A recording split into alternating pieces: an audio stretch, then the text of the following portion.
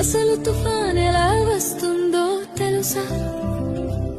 సముద్రం మొదట ప్రశాంతంగా ఉంటుంది, అలలు మెల్లగా తాకుతూ ఉంటాయి. కానీ సూర్యుడు బాగా వేడెక్కితే సముద్రపు నీరు కూడా వేడిగా మారుతుంది. ఆ వేడి నీటి మీద ఉన్న గాలి కూడా వేడి అవుతుంది, పైకి ఎగురుతుంది. గాలి పైకి ఎగినప్పుడు కింద ఖాళీ అవుతుంది. అప్పుడు చుట్టుపక్కల చల్లని గాలి ఖాళీ నింపడానికి వస్తుంది. ఇలా గాలి ఎగరడం దిగడం మొదలవుతుంది. అలా తిరుగుతూ తిరుగుతూ ఒక పెద్ద చక్రంలా మారుతుంది.